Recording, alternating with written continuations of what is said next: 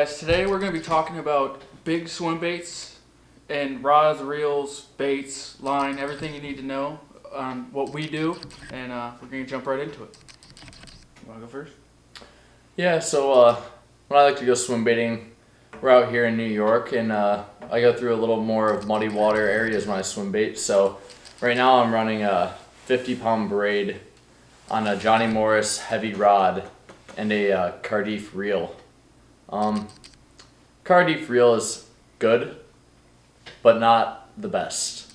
It's a good entry level. It's a good entry level reel. I've had it for about a year and a half, 2 years now, and I've had a few problems, but overall it's a solid reel. I've caught many fish on it. Can't complain.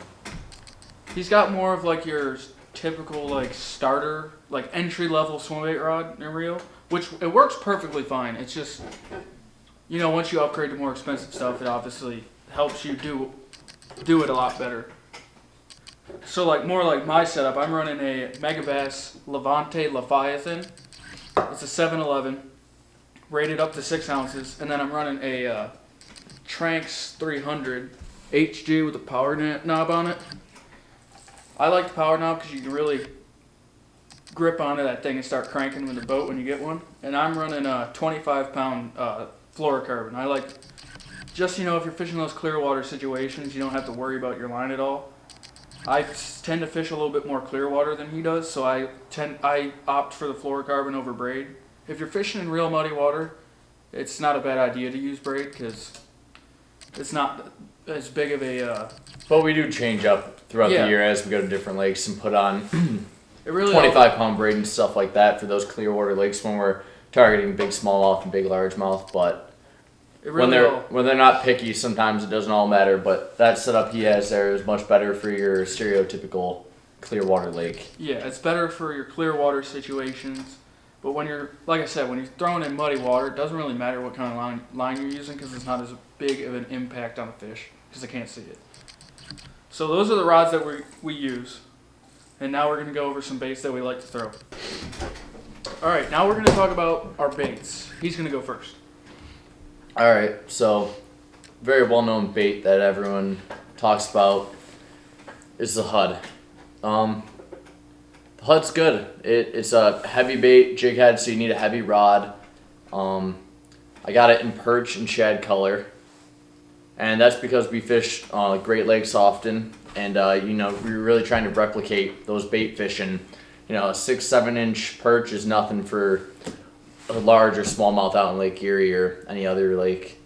Yeah, it's like a Hud is the staple soft bait. Like if you're getting into swim baits or if you throw swim baits, the Hud's a bait that you have to have in your arsenal. Perfect for cold water. You can really just slow crawl across the bottom, you know, really give those lethargic fish a chance. Yeah, and that tail has like a real subtle kick when you're just creeping along the bottom. So those lethargic fish really like that. But unlike the Meg Draft, you have to be patient with the Hud as it's got a single jig head hook, and you really got to let that fish eat it before you hook set.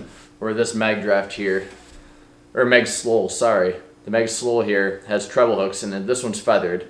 But these allow you to have more just that constant retrieve and have a little pull into the hook set. You don't really have to bury it as much. You can kind of just keep pressure. Yeah, it's more of like a crankbait-ish hook set. Right. Yeah. So that's his soft baits that he wants. Oh, and then you always got your speed shads. Yeah. And those are just good throwing them on like a 6-aught owner hook. Yeah. Like and we got white for the upcoming spawn, trying to get them on their beds and up close to the bank. Yeah. I mean, paddle tails, everybody throws paddle tails, and you're just upsizing the size of them. Right. They get bit. Looking for those bigger fish feeding, especially in some of these pre-spawn conditions where they're looking for food up in those shallow areas. Yep. Now you want to go into some? Yeah, I'll go into my soft baits now. I have a little bit more variety than he does, but that's just because I've been doing it a little longer than he has. But probably my best bait, like the one that I've caught the most fish on, is this little 6-inch mag draft. It's in the same color as Mag Slow. It's nude rainbow. But this is just a little killer bait. It's got this crazy wobble that just drives them crazy. And and it's light, so you don't even need to really Yeah. be throwing these baits specifically on a heavy rod. I could throw this on a medium. This Mag Slow probably though would go on a medium heavy, where you could throw that on a medium. Really all you need, like if you don't have like the money, or you don't want to like fully dive into buying a swim bait setup, you can throw some of these lures on just like flipping setup. Like this, you could easily throw on a flipping setup. It maybe weighs like an ounce or something like that. So Low profile. yeah. And then Good starter bait. the next one I'll go into is the bull shad from Working Class Zero. He's a guy up in California who pours his own baits, and these things are killer. It's a shad representer, 7.5 inches, and then you put that owner beast hook in. It's actually built around that hook, and it's got an air chamber in it, so when they bite down, it collapses down to the hook, and you can get them. White's been a really good color for us swim bait fishing. It's just we get bit on it, so I got it in that color, and then I have it in a gold color. It's like a Trying to replicate a shad. Yeah, more of like a essentially, or golden some sort of bait fish we got around here. yeah, like a golden shiner or something like that, creek chub type stuff. And then I have a pack of 7.8 inch Kitex. Pretty much the same thing he's got, just a little bit bigger. And again, everybody knows what a Kitex is. It's just upsized, and they get bit. So soft baits are really good because they hit that, and unlike a hard bait, it feels like a real fish. So they can they can really get it crumpled in their mouth, like bent over and stuff. So it's not as hard for them to eat.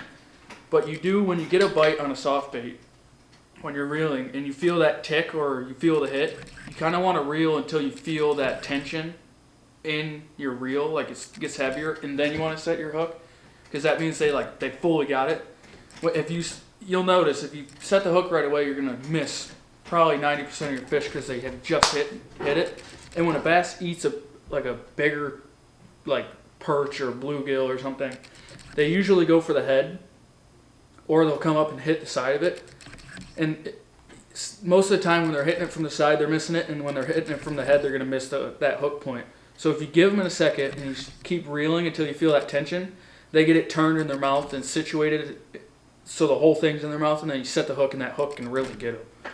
And also with these big single hooks, it's if you have room to hook set and take a step back when you're doing it, it really helps with these big single hooks. Yeah. Just keeping them on for another second, getting it a little bit deeper, catching that many more fish. Yeah, when you're using like a bull shad with a EWG or like this, my 8-inch HUD, when you're using these, you really want to try and get like a jig, almost like when you're fishing a jig. You want to get that big hook set in to drive that hook home as deep as you can.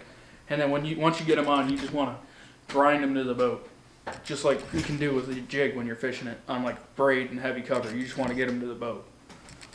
So that's what you want to do on that. Those are our soft baits, and now we're going to go into hard baits.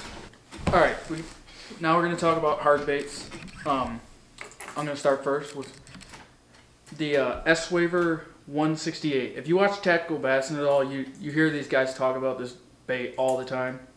This was my first little glide bait that I ever got, and it really introduced me to like the scene. It's a very good bait to use, as because you get a lot of interaction with it because it's not that big. It's only 168 millimeters, which is like 6-something inches. So it's a very like doable size, and it's not the biggest profile. Like it's not very tall or like deep. Like it's not that thick of a bait.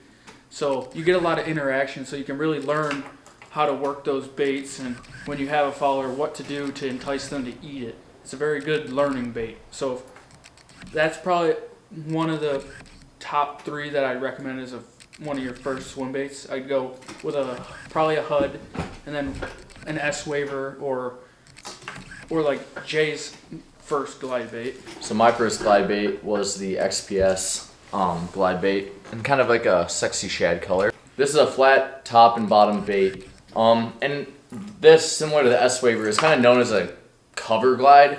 These aren't really the best when casting into open water or deep water because they don't sink that fast. And the motion's a lot more erratic, where you're trying to trigger fish around bushes or cattails. Yeah. structure on the shoreline, not really structure deep. Yeah. Unlike other These glide aren't baits. like your glide baits that are gonna get that like super wide methodical S like glide. These are more of like you put a little bit of English on it and you get them coming back and forth. It's almost kind of like more traditional. Like it's kind of like a jerk bait. Like you get it going side to side and like you can reel it and pause and it'll glide out a little bit, but it's not like your depths or like your big like Japanese baits that are gonna kick out like a foot and a half each way when you reel and stop. It's more of like the darting.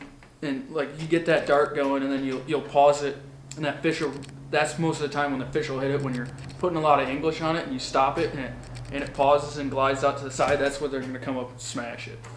Really got to be patient using these baits. These fish see it from a long time away. They can hear it. They use everything trying to find this bait. Yeah. So you really just got to give them a chance to come find the bait and eat it. Yeah. And that's pretty much all it is. Yeah, and when you get a follower, your first couple times you're gonna get excited just because that's how it is when you see a bass coming up behind this thing. But once you get a follower, you really gotta figure out what they want. Because say you're doing the methodical, like just consistent reeling, which you can do with these baits and it will work. If you're doing that and you get them to come in, if you keep doing that and they haven't really committed and they're following it for a long way, they're probably not going to commit on that just constant S. So you want to start putting some English on it and twitching it just to get that reaction, that instinct out of the bass to eat it. Right, you got to snap them out of that straight line focus that they're just following a bait. Sometimes these fish will kind of forget what they're doing and just follow the bait, not trying to eat it. They're just behind it. So you really got to switch it up and give them something to go after and give them some sort of sign that that's food and something that they should eat. Yeah, because once you get them thinking like, oh, that's trying to get away from me, it's like cat and mouse. They're like, oh, now I got to eat that. So the next bait I'm going to talk about is the Storm Arash Glide. It is a bait that Brandon Polinick from the Bassmaster Elite Series actually fishes. And he actually designed this bait. And this is probably the other starting bait I'd recommend for my top three. I go with one of these. You could also interchange this out for this one, for the S-Waver or the XPS. It's very affordable at what? $35? Yeah, something like that. $35. And it comes with an extra tail just in case you lose. Like this happened, happened to lose this one, but this is a really good bait. I've really just had it for a couple months, but the action on this thing it's pretty good. And this one isn't quite a cover glide, and it's not quite an open water glide. It's like that perfect like in between. You can really do both with this one. Like it has a nice, decent glide if you're doing that. But it also works, it doesn't really blow out a lot when you're doing the, like twitching it hard and stuff. Like it seems to, It seems to stay with its natural path. But another thing about this bait is it does come with a bit of weight, coming in almost around 4 ounces, a little under, I believe. Yeah. This bait can be thrown in a foot of water, or this thing can be thrown in 35 foot of water. This thing sinks about half a foot per second. Yeah. So it's really just a waiting game with this bait. And if you really want to get it down to those bigger fish in the summer, you can add lead strips. But this is a great intro bait to target fish from anywhere from the shoreline to about 25 feet. Yeah. And this is also a really good bait if you're a shore fisherman. I'd really recommend this if you're a shore fisherman. It's really just a great overall bait. It comes with a really good snap for the eyelet, because it gets that. When you have the snap, you get a little bit more motion. And it has the rotating hook hangers, which is really nice in a hard bait, because in a hard bait, they're not going to eat this whole thing like they will a soft bait, because obviously it doesn't bend in their mouth and stuff. So when they hit it, it's usually like kind of T-boned in their mouth like this, and then what happens is like on a traditional bait, like say this. If they get one of those hooks worked off and they have just this swinging, they'll twist it until it can't twist anymore, and they'll use that leverage to pop it out. And they pretty much remove the hook by themselves. Yeah. They know what they're doing. So what's nice about these rotating hook hangers is if they get that out, they can't use the weight to their leverage. The leverage to their advantage. It just keeps spinning. So that's a really good touch, like a nice touch on this bait. That being said, you can add an extra O-ring to baits like the XPS and the S-Waver to add a little bit more motion to these treble hooks. It won't completely get rid of it, but it'll help a lot. You'll lose one less fish, I promise you. Yeah, it'll be at least one less fish. Next, I'm gonna move on to a bluegill imitator. This is a little bit more of a pricier bait. This is my most expensive one. This is a Depths Bull Shooter 160. And if you remember from earlier, these Depths is known for those baits that get that big ass on them and are like more open water. And this thing it's in the open water. It has that big, like, it'll kick out a foot and a half if you get it going right. And I mean, it looks like a bluegill when it's swimming through the water with that realistic paint job on it. And you can still add English to those open water baits. Like when I'm reeling this in, if I see I have a follower, I'll twist the rod, or I'll like do those half turns or speed up a little bit, and it'll dart around, and then that instinct comes out of those bats, and they hit it like a bat out of hell. Once they want to hit this thing, when you're fishing a glide bait, you have a hit. Like it's like a jig bite. It's like you could feel it all the way through the rod. So I have the Jack Gantrell Jr. And the nice thing about this bait is it's double jointed, and the back one actually rotates a lot more than you'll see in other glide baits. And this allows this bait to swim much more naturally than you're going to see out of these single jointed baits like this. Like the glide. It's a tighter profile, but when you twitch that, you can still get the bait to turn around, look that bass right in the face, and this is a perfect size bait. Looking up to my hand, easy meal for a bass. And that Jack Gantrell actually has the rotating hook also hangers has rotating hook hangers, and it has a spot. So if you want to fish those deeper bodies of water, they have a little place there for a weight. So if you want to get down to 20 foot, you can do that, because this is a slower sinking bait where it's gonna have a tough time getting down past 15 foot. Yeah, feeling a lot. That's a really good intro bait too. If you have a lot of bluegill in your area, that's probably the first bait I'd go with for a bluegill glide bait. And then we have just this little XPS trout, which is, for us, it's a good little creek bait when they're up on their beds and stuff. Nothing really to that one. It's pretty light. You can throw it on a medium rod. Yeah. You can throw it on a spinning setup. There's a lot of ways you can use this bait. It's a very versatile little bait. Yep. All right, sorry about that camera cutout, but these are my Megabass baits. These are a little bit on the pricier side. This is the Megabass iSlide 185. It was my first stepping into the swim bait game as not like a amateur, like a starter, beginner, and it's probably one of the. It's actually my favorite bait. I've caught the most fish on this thing, and it's a very versatile. You can do everything with it. I have a lot of colors, a broad color selection. Well painted baits. Well painted. They don't really chip that easily. If you catch a lot of fish on them, just like any other bait, the paint starts to wear off, but they hold up decently long. And then my pride and joy, the Megabass iSlide 262. This bait comes in it comes in at 6 ounces, just over 10 inches. And this bait, you're hunting for one bite a day. You're hunting for a trophy, especially up here in the north. But you obviously you have to have a dedicated swim bait rod for these things. This big of a bait. But this bait in the water is crazy.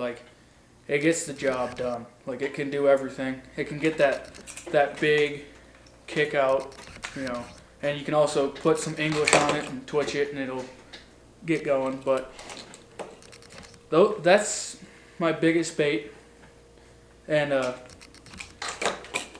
those were our hard baits. That's what we like to fish for our hard baits. And every bait that we talked to, hit on and talked about, besides the 262, we've caught fish on, and a good amount of fish, wouldn't you say? Yeah, definitely good amount of fishing. Definitely enough learning from all these baits. You just gotta put the hours in when you buy a bait. Yeah. That's a big thing with them.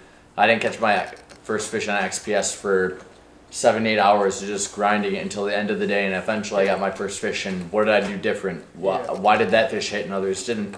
And now we go out and we can catch a lot of glide bait fish in a day. Yeah, and like he said, I wouldn't go buying a bunch of glide baits or whatnot. I buy one soft bait, one hard bait, or maybe like two. Like Switch one up your genres. Try and hit cover, deep, certain types of structure. You know. But like he said, you gotta like if you buy one glide bait, you gotta put some time into it to learn like the intricacies of like that bait and how it works and all that kind of stuff. But if you guys have any questions, we'll leave our Instagrams below, and obviously the comments are open.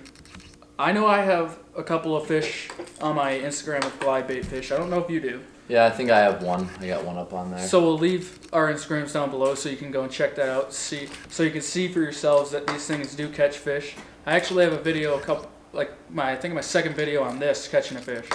So I'll leave that link somewhere up here for you guys. But yeah, if you have any questions, leave them down in the comments or shoot us a DM, and we'll be happy to help you. But other than that, that's what we use for big swim baits: our rods, our reels, line, baits. So. And we'll have another video talking about how to fish each bait and the techniques we use to catch these fish. Once we can get a little more in depth on the water for you. Yeah, and we'll have some swim for you so you can see like how they work and whatnot. But yeah, that's the video. So make sure you like, comment, and subscribe, and until next time.